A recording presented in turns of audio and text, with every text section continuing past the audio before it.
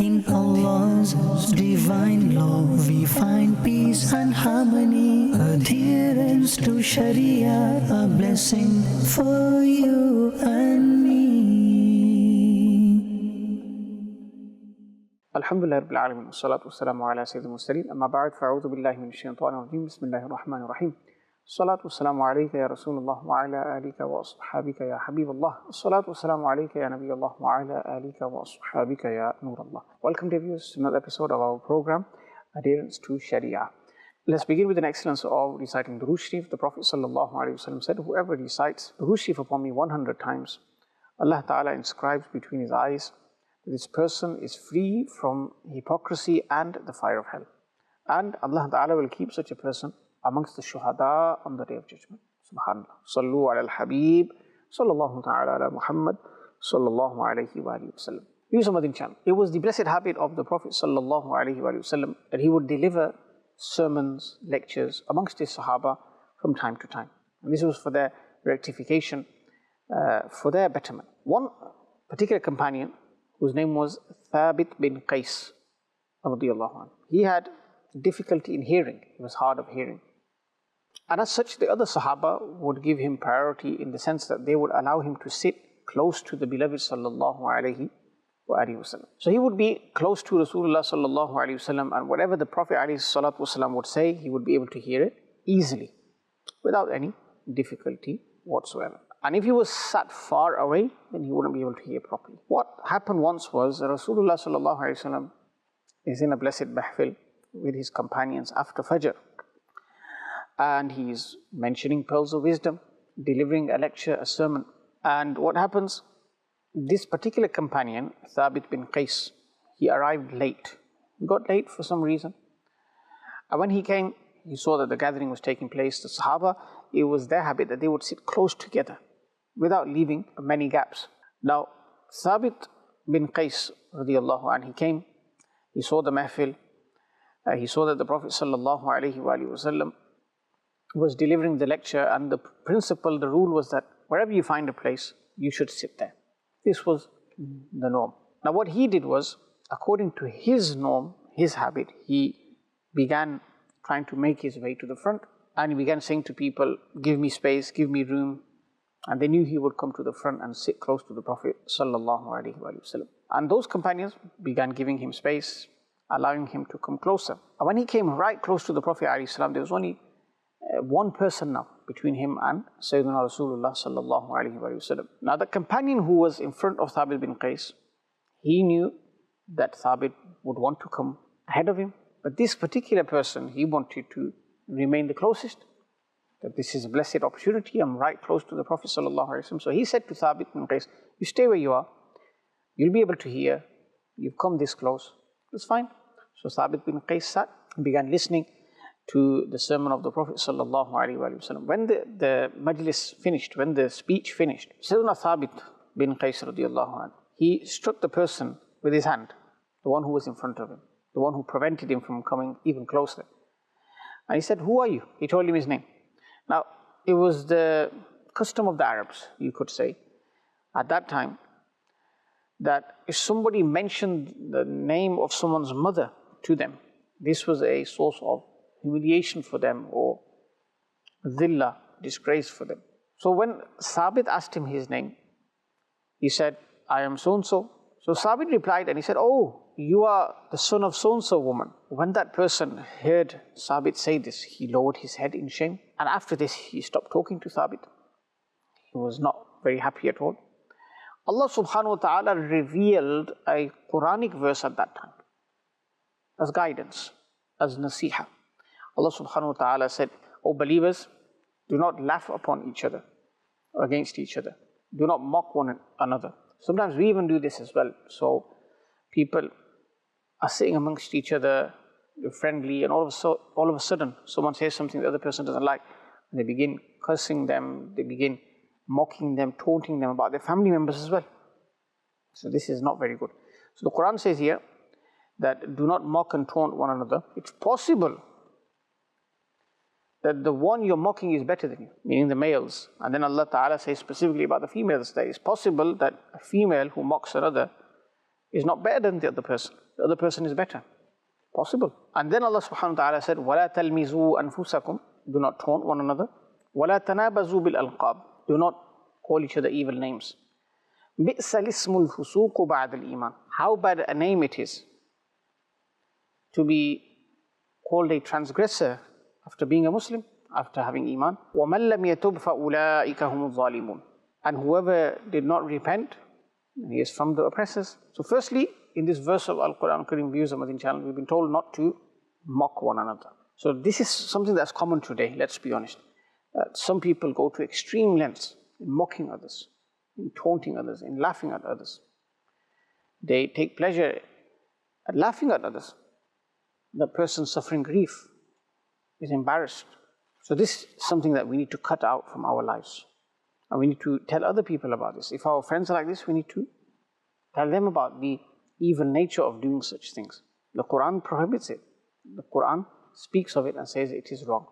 Remember, the izzah, the honor of a believer is great in the court of Allah subhanahu wa ta'ala. So we should honor other people. We should not dishonor them, disrespect them, mock them, and taunt them. And sometimes what happens is, this mocking, this taunting is based upon a person's lineage, a person's background, a person's familial history, a person's profession, a person's friendships with others. Whatever the case may be, people are doing this. It's rampant in our society, mocking others and taunting others as well. And Islam is a religion that came to bring people closer, to unite the hearts of people. Many reverts are taken aback, subhanAllah, when they go to Haramain Sharifain for Umrah and Hajj. When they go there, they see people from all backgrounds. They see people from all races. They see Asians, they see Africans, they see people with white skin, people with brown skin, people from America, England, Europe, all over the place, different ethnicities, different racial backgrounds. They realize the haqqaniyah, the truthfulness of Islam. They know that Islam is true, it unites people. And today what's happening, instead of uniting with other people from different backgrounds, from different ethnicities, on the basis of Iman, people are using those differences in ethnicity, in race, to mock one another. So someone who is Asian may mock another person who's from Africa. An African person may mock someone who's from Europe. A European might mock everyone. So this is something that we need to avoid at all costs. We're not acting as good ambassadors of Islam. We're not good representatives of Islam if we do these things. And the issue is to such an extent that people don't even want to mix with other races, other ethnicities. There's no integration, there's no meeting. You're believers, you love one another, you don't want to speak to one another, you don't want to see one another, you feel uncomfortable around one another. This isn't the way a Muslim should be. A Muslim should be welcoming of another Muslim. A Muslim should accommodate, a Muslim should please the heart of their fellow believers. So, going back to it, mocking people, this isn't the way of the believer. And what does Allah subhanahu wa ta'ala say? إِنَّمَا الْمُؤْمِنُونَ إِخْوَةً. The believers are brothers to one another. We should act like brothers. We should act like we have that relationship of Iman, of faith, which is the greatest relationship you could have. It's that relationship of Iman that will unite you in paradise, subhanAllah. Now, this is not the way of believers to distance from others because of their status, their lineage, their profession, their background. Someone could be of a low status, but because he has Iman, he is grand in the court of Allah subhanahu wa ta'ala. And in fact, this is the way of the disbelievers to cut off ties with others based on their profession, their wealth, their status, or anything like that. It's mentioned that the kuffar of Quraysh, of Makkah, they used to say to the Prophet sallallahu alaihi wasallam that if you avoid sitting with so-and-so, these lowly people, these weak people, these poor people, then we might come towards you, what you're preaching and your religion as well. So we had companions, the likes of Bilal, Khabab, Ammar, Suhaib. They weren't very wealthy. They weren't those who possessed high statuses in the community. But in Allah, in the court of Allah, they had a high rank. because of Iman. The Prophet ﷺ said no. He did not listen to this statement of the kuffar. He did not give in. He said no. Islam brings everyone under one umbrella, whether poor, whether wealthy, whether old, whether young. Islam brings everyone under its banner and its shade as well. So these are things that we need to avoid at all costs. Mocking others, taunting others, cursing others. These are not the ways of believers. Now many times what happens is that people, they mock others and others are helpless, they can't reply, but inside they're heartbroken, they're disheartened and they want it to stop. They may laugh along with you, just to go along with things, but deep down they're very hurtful and they may be doing dua against you. Allahu Akbar kabir. Listen to a hadith of the Prophet sallallahu alaihi wasallam where he gives instructions and guidelines on how to behave. He sallallahu alaihi wasallam said, Al-Muslimu akhul muslimi. A brother is a Muslim to another brother. La yahqiruhu, he does not belittle him. Wa la yakhdhuluhu, and he does not humiliate him. So we're told clearly that a Muslim is not who belittles others. Muslim is not one who ridicules others, one who humiliates and disgraces others. And at the end, the Prophet ﷺ said, Kunu ibadallahi ikhwana, that, O slaves of Allah, be brothers unto one another. This is what is required from us. This is what is wanted from us. Allah and His Rasul ﷺ will be pleased with us when we behave in this manner. Not when we mock others and we belittle others. If you go back to the time of the Sahaba radiallahu anhum ajma'in, that golden era, that blessed time, and if you look at some of the Sahaba, you have Sayyidina Bilal, Sayyidina Khabab, Sayyidina Ammar bin Yasir, Sayyidina Suhaib Rumi. Today we know these names, the great luminaries of Islam. They sacrificed everything for Islam. And there's many other companions that fit the same category as well. They left everything when they went towards Madinatul Munawwara. They sacrificed everything for Islam. But when they would reach Madinatul Munawwara, their fellow companions, Ansar, would help them immensely. Would not mock them, would not look at them in a way that they are disdaining them, with a look of disdain.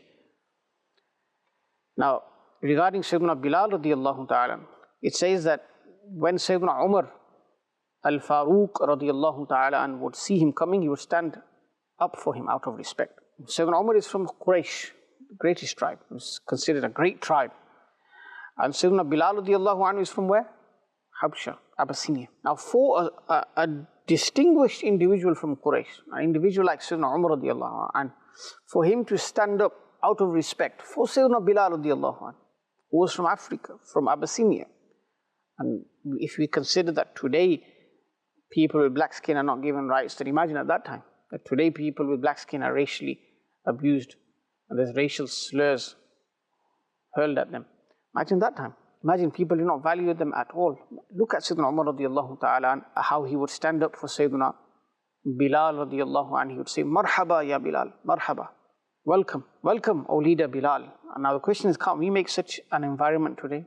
We see people from various backgrounds, we respect them from the heart.